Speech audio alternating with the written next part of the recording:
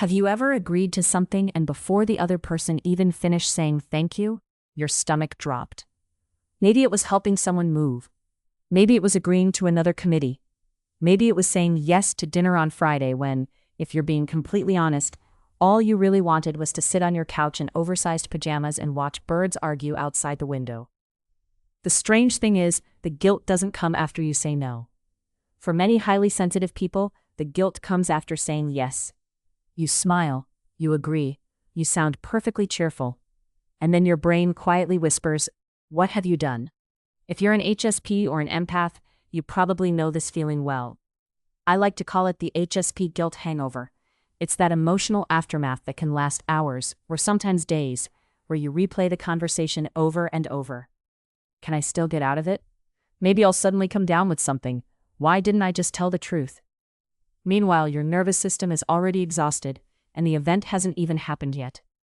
The funny thing is, most people think highly sensitive people struggle with saying no because we're simply too nice.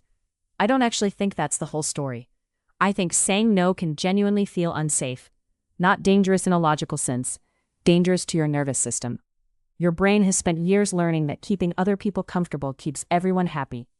So when you finally say no, your nervous system reacts as though you've broken an important rule. It sounds the alarm.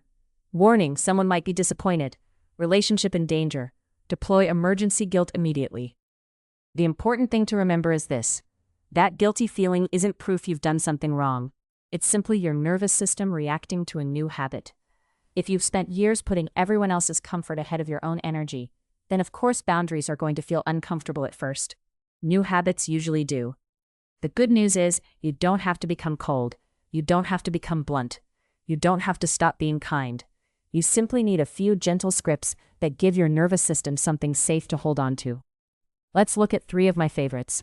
Script number 1, the buffer. This one is for those text messages that immediately make your heart race. Can you help me tonight? Want to come over? Can you cover my shift? Most HSPs don't actually want to say yes.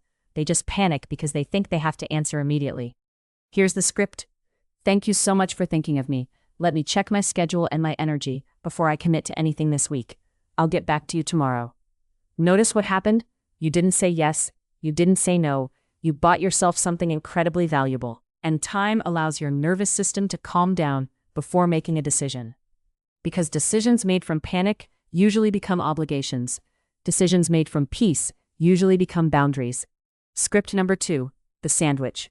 This one works beautifully when someone asks for something important. Maybe a coworker needs help.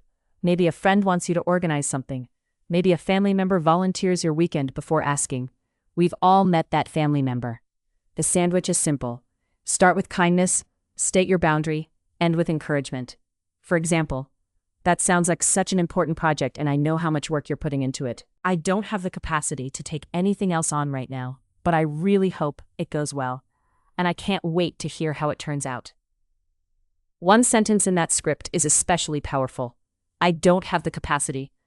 Capacity isn't laziness. Capacity isn't selfishness. It's simply an honest description of reality. Your calendar can be full. Your battery can also be full. And those aren't the same thing. Script number 3, the soft no. This one might be my favorite. Sometimes you aren't rejecting the person. You're rejecting the environment. A loud restaurant. A crowded concert. A birthday party where 12 conversations are happening at once, and someone keeps clinking a spoon against a glass. You genuinely love the people. Your nervous system just files the location under absolutely not. Try saying, I'd really love to spend time with you, but big crowds leave me feeling pretty drained lately. I'm going to skip this one, but would you like to grab coffee or take a walk next week instead? See the difference? You're saying no to the event, while saying yes to the relationship. That's a boundary, not a rejection. Here's something I wish someone had told me years ago. Every time you say yes because you're afraid of disappointing someone, you're accidentally disappointing yourself. You're saying no to your peace, no to your rest, no to the quiet evening your nervous system was quietly begging for. Highly sensitive people often treat their energy like it's unlimited. It isn't. Think of it like your phone battery. If your phone is sitting at 12%, you don't hand it to everyone else and ask them to stream movies on it. You plug it in. Your nervous system deserves the same kindness. Protecting your energy isn't selfish, it's maintenance. And well-maintained people have far more love, patience, and compassion to give than permanently exhausted ones ever could. So here's my question for you. Which of those 3 scripts feels the easiest to try this week? Or maybe you're facing a situation right now where you need to say no, but aren't sure how. Tell me about it in the comments. Let's make this a safe place to practice boundaries together. Chances are, someone else is facing the exact same situation. And if today's conversation helped you see yourself a little differently, I'd love for you to join us. Subscribe, and together we'll learn how to protect our peace, honor our energy, and discover that maybe we've never been too sensitive after all. You'll also find a link to the free ebook, The Sensitive Soul Survival Guide. Until next time, take gentle care of yourself and just say no.